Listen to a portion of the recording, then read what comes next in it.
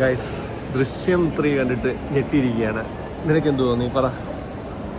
ഞാൻ ഭയങ്കര എക്സൈറ്റഡ് ആയിപ്പോയി. ഞാൻ വിചാരിച്ചിരുന്നത് എന്താ പറയുക, ഒരു ഫാമിലി ഡ്രാമയാണെന്നൊക്കെ പറയുന്നുണ്ടായിരുന്നല്ലോ. തുടക്കം തൊട്ടൊരു ഡ്രമാറ്റിക് സാധനം കണ്ടപ്പോൾ ഞാൻ വിചാരിച്ചു ഫാമിലി ഡ്രാമ തന്നെയായിരിക്കും, ഇതൊരു റിവെഞ്ച് കേസ് ഓഫ് അങ്ങനത്തെ ഒരു സാധനമാണെന്ന് വെച്ചു. പക്ഷെ ക്ലൈമാക്സ് ലാസ്റ്റ് ഒരു 10-15 മിനിറ്റ്സിൽ എൻ്റെ മൈൻഡ് എക്സ്പ്ലോർഡ് ആയി പോയിട്ട് എനിക്കറിയത്തില്ല, അങ്ങനെ ഒരു എന്താണോ നമ്മൾ ജോർജ് കുട്ടിയിൽ നിന്ന് പ്രതീക്ഷിക്കാത്തത് അതാണ് സംഭവിച്ചത്. ഈ പടത്തില് ഞെട്ടിച്ചു കളഞ്ഞു. പോരായ്മ ഉണ്ടോയെന്ന് ചോദിച്ചാൽ ഉണ്ട്, ഞാൻ പറയാം. ബട്ട് ഇതിൻ്റെ തിരക്കഥയ്ക്ക് ഒരു നാഷണൽ അവാർഡ് കൊടുക്കണം.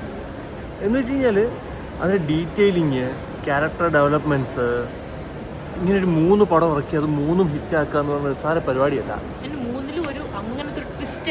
അതെ,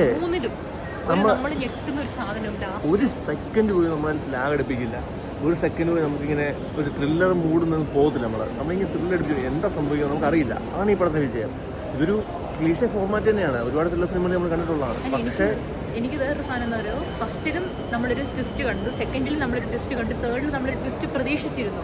പക്ഷെ എന്നിട്ട് നമ്മുടെ ആ ഒരു മൈൻഡിനെ കവർ അപ്പ് ചെയ്ത് അപ്പുറം പോയി വീണ്ടും classic criminal, not Mohanlal. Okay, പുള്ളിയൊരു ക്രിമിനൽ അല്ലാതെ പുള്ളിക്ക് ചിന്തിക്കാൻ പറ്റില്ല. ഞാൻ സമ്മതിച്ചില്ല, പുള്ളി അറസ്റ്റ് ചെയ്യണം. ഒരു ഇത്രയും ചിന്തിച്ച് ഓക്കെ ശരിയാക്കും. അല്ലെങ്കിൽ ഞാൻ പറയട്ടെ, ഇതിന് ലൂപ്പ് ഹോൾസ് കാണും, നമ്മൾ പിന്നീട് ആലോചിക്കും. പക്ഷെ നമുക്ക് പെട്ടെന്ന് സിനിമ കാണുന്ന സമയത്ത് നമുക്ക് ഒരിക്കലും ചിന്തിക്കാൻ പറ്റാത്ത രീതിയിൽ അങ്ങനെ ഇതിന് ക്രാഫ്റ്റ് ചെയ്തെടുത്തിരിക്കുന്ന ഒരു രീതി, ഒരു രക്ഷയില്ലാത്ത ഒരു എന്താ പറയുക ക്രാഫ്റ്റിംഗ് എന്ന് വെച്ചാൽ. ഇത് ഇനിയും പറയാൻ പോകുന്നത് കുറച്ച് സ്പോയിലറാണ്. പടം കണ്ടിട്ടുള്ളവരാണ് കണ്ടാൽ മതി. അതായത് നിങ്ങൾ ആലോചിക്കുക, അതായത് ഫസ്റ്റ് പാർട്ടിലുള്ള സിദ്ദിഖും തേർഡ് പാർട്ടി വരുമ്പോഴുള്ള സിദ്ദിഖിൻ്റെയും ക്യാരക്ടർ ഡെവലപ്മെൻറ്റ്, ലാലേട്ടൻ്റെ ക്യാരക്ടറിലുള്ളൊരു വ്യത്യാസം, അതാണ് ഞാൻ ഞെട്ടിച്ചു കിടന്നത്. അതായത് നീ ഫുള്ള് കഥ സ്പോയിൽ ചെയ്തു അവിടെ. സത്യം സ്പോയിൽ ആയിക്കോട്ടെ, എനിക്ക് പറയാൻ പറ്റുന്നില്ല. എനിക്ക് എത്രയ്ക്ക് എക്സൈറ്റ്മെൻറ്റ്, ക്യാരക്ടർ പോകുന്ന പോക്ക്, അത് ഭയങ്കര നാച്ചുറൽ. അതുപോലെ തന്നെ മോഹൻലാലിന്റെ ട്രാൻസ്ഫോർമേഷൻ ഫസ്റ്റ് ദൃശ്യം 1 ജോർജ് കുട്ടി എന്താണോ ആ ജോർജ് കുട്ടി അല്ല. സെക്കൻഡിൽ നമ്മൾ ട്രാൻസ്ഫോർമേഷനാണ് കാണുന്നതെങ്കിൽ തേർഡിൽ നമ്മൾ ട്രാൻസ്ഫോംഡ് ആയിട്ടുള്ള ജോർജ് കുട്ടി ഞാൻ കാണുന്നത്. ക്ലൈമാക്സിൽ ആ ഒരു ദൃശ്യം എന്ന് പറഞ്ഞ് കണ്ണടയ്ക്കുമ്പോൾ ഫസ്റ്റിലും സെക്കൻഡിലും കണ്ട ആളല്ല അത് അവിടെ നിൽക്കുന്നത്. പടം തുടങ്ങുന്നു അവസാനിക്കുന്നു ഒരു സീൻ കണ്ണടയ്ക്കുന്നു. എല്ലാ ദൃശ്യവും അതെ. 3-ലും അങ്ങനെ, സെക്കൻഡിൽ അങ്ങനെ ഇല്ലായിരുന്നു. സെക്കൻഡ് എനിക്ക് ഭയങ്കരമായിട്ട് ഫസ്റ്റിൽ നിന്ന് മാറിയൊരു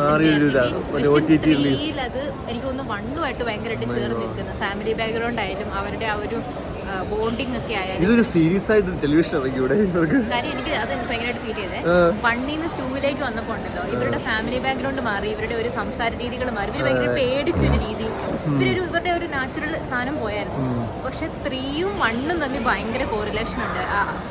ഇവരുടെ ഒരു റാപ്പോ ആയാലും ആൾക്കാർക്കിടയിലുള്ളത്, പിന്നെ അതുപോലെ തന്നെ ഈ എന്താ പറയുന്നത് അമ്മയും മക്കളും ഉള്ള ആ ഒരു ഡിഫറെൻറ്റ് വേറെ, ഇവരെ അച്ഛൻ വേറെ രീതിയിൽ, എന്താണോ ഈ ദൃശ്യം എന്നുള്ള പേര് വരാനുള്ള കാരണം, അതൊക്കെ ഭയങ്കരമായിട്ട് ഡീറ്റെയിൽ ചെയ്തിട്ടുണ്ട്.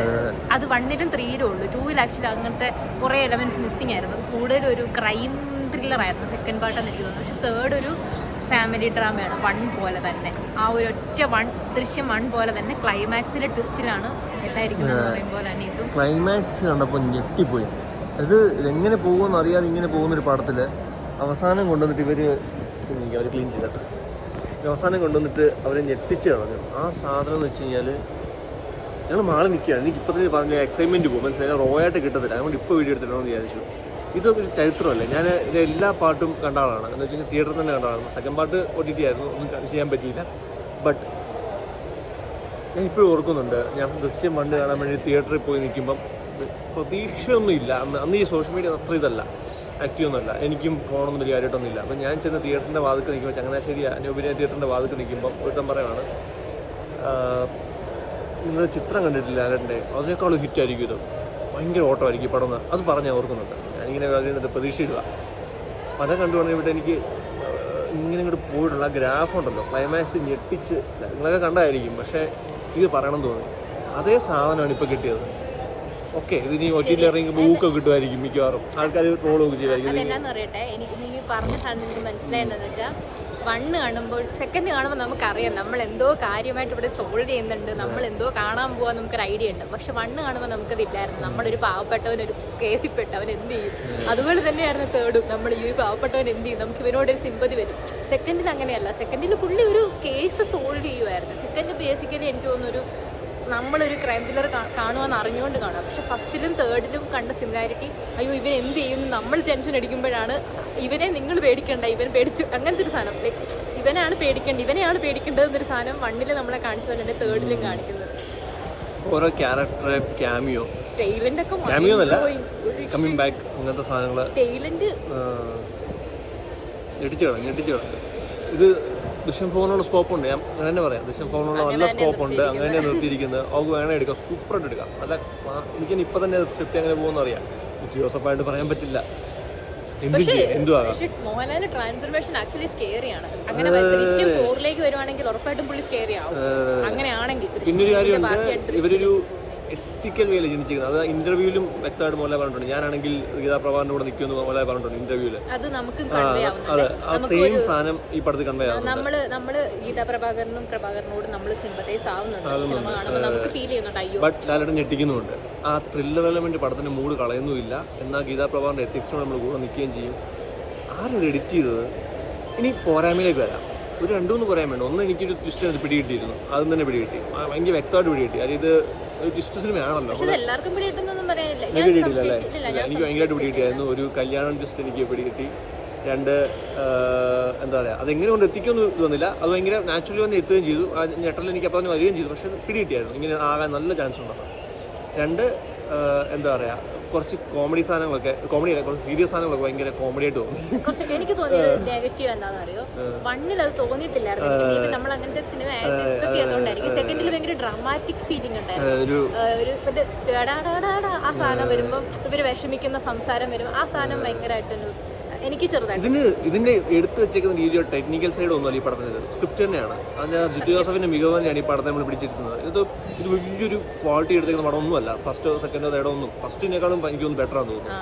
2nd 3rd ഒന്നും പറഞ്ഞെങ്കിൽ വളരെ ലോ ഇൻവെസ്റ്റ്മെന്റിൽ ഇവർക്ക് അബ്രോഡൊക്കെ കാണിക്കുന്ന സീൻ എനിക്ക് തോന്നുന്നില്ല അബ്രോഡ് ആയിരിക്കുമെന്ന്. മേ ബി അത് ഇവിടെ സെറ്റ് ചെയ്തിട്ടതോ അല്ല എന്തും ടെക്നിക്കലി ചെയ്തതായിരിക്കാം, സ്റ്റോക്ക് ഫുട്ടേജ് ആയിരിക്കാം, അങ്ങനെ എന്തും അല്ല ആയിരിക്കാം മേ ബി. വെച്ചാൽ അതിൻ്റെ ഒരു അങ്ങനെ തീർക്കാവുന്ന സീനേ ഉള്ളൂ, അത് കാണിക്കുന്നുണ്ട്. അല്ലാതെ അബ്രോഡ് ഒരുപാട് കാണിക്കുന്നത് ഇവ glass reflection of the buildings, അല്ലെങ്കിൽ എന്താ പറയുക ജസ്റ്റ് റൂം, റോഡ്, എത്രയൊക്കെ കാണിക്കുന്നുള്ളൂ.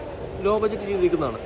ബട്ട് ഒരു നന്നായിട്ട് പടം പൈസ പറയും because of the quality of the film. അത് 3 സിനിമയുടെ മെയിൻ ബേസ് എന്ന് പറയുന്നത് എൻ്റെ സിനിമയുടെ കഥയൊന്നും ഞാൻ പറയത്തില്ല. ഞാൻ പറയുവാണെങ്കിൽ ഈ 3 ദൃശ്യത്തിൻ്റെയും ഏറ്റവും വലിയ ബേസ് എന്ന് പറയുന്നത്, ആ ഒരു സാധനം എന്ന് പറയുന്നത് ഇതിൻ്റെ ക്ലൈമാക്സ് ട്വിസ്റ്റാണ്. ഇതിൻ്റെ 3 സിനിമയുടെയും ഇതിൻ്റെ അവസാനത്തിലേക്ക് വരുമ്പോൾ നമുക്ക് മറച്ചു വെച്ചിരിക്കുന്ന ഒരു തരം ട്വിസ്റ്റിൻ്റെ ആ ഒരു അത് പുറത്തേക്ക് വരുമ്പോൾ നമുക്ക് കിട്ടുന്ന ആ ഒരു എക്സൈറ്റ്മെൻറ്റോ നമ്മൾ കിട്ടുന്ന സർപ്രൈസ് എലമെൻറ്റോ ആണ് ഈ സിനിമ 3ൻ്റെയും മെയിൻ വിജയ കാരണം. ഇതിലും അത് തന്നെയാണ്.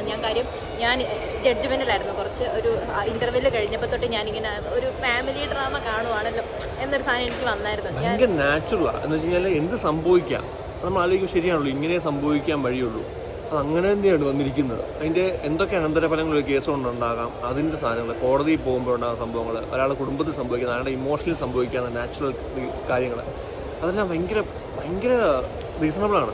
ക്രിട്ടിസൈസ് ചെയ്യണമെങ്കിൽ ഈസി ആയിട്ട് ക്രിട്ടിസൈസ് ചെയ്യുകയും ചെയ്യാം കേട്ടോ. കാര്യം കുറേ എലമെൻറ്റ്സ് എനിക്ക് തോന്നുന്ന ഒരു ഫസ്റ്റത്തെ ഒരു ഇൻ്റർവെൽ ബ്ലോക്കിന് മുമ്പുള്ളതും ഇൻ്റർവെല്ലിന് ശേഷമുള്ളൊരു ½ an hour വരെ നമുക്ക് നല്ല രീതിയിൽ ക്രിട്ടിസൈസ് ചെയ്യാനുള്ള ഒരുപാട് എലമെൻറ്റ്സ് ഉണ്ട്. കാര്യം ഇവർ കുറച്ച് ഭയങ്കര ക്ലീശയായിട്ടും കുറച്ച് സീരിയൽ ഞാൻ കുറേ കാര്യങ്ങൾ പറയാമല്ലോ ഇനിയിപ്പോൾ എന്തായാലും സ്ക്വയർ ആണല്ലോ. അതായത് ഞാൻ പറഞ്ഞില്ല, ഇവർ വിഷമിച്ചിരിക്കുന്നത് കല്യാണ ദിവസം കല്യാണം മുടക്കാൻ നോക്കുന്നത്, അതിനുവേണ്ടി തന്നെ ഈ സീരിയലിൽ കാണുന്ന കുറച്ച് സാധനങ്ങൾ അവർ ആഡ് ചെയ്തിട്ടുണ്ട്. അത് പിന്നെ അതുപോലെ ഇല്ല സൈക്കോളജിസ്റ്റിനെ ഭീഷണിപ്പെടുത്തി നോട്ട് എഴുതി വാങ്ങിക്കുന്നത് ഭയങ്കര ഒരു നമുക്ക് വിശ്വസിക്കാൻ അത്ര കൺവിൻസിംഗ് അത് ലാൻഡ്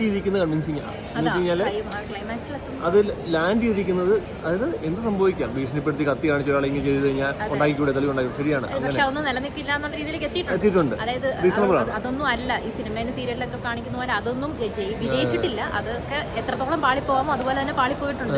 അതുകൊണ്ട് നമുക്ക് അവരെ കുറ്റം പറയാനും പറ്റത്തില്ല. അത് വേണമെങ്കിൽ നമുക്ക് സഹദേവൻ എന്നുള്ള വ്യക്തിയുടെ ഒരു ഇമ്മച്യൂർ അല്ലെങ്കിൽ പുള്ളിക്ക് അറിയത്തില്ലാത്തതുകൊണ്ട് പുള്ളി എന്തൊക്കെയോ ചെയ്യുന്നു എന്നുള്ള രീതിയിൽ നമുക്ക് വേണമെങ്കിൽ എടുക്കാം.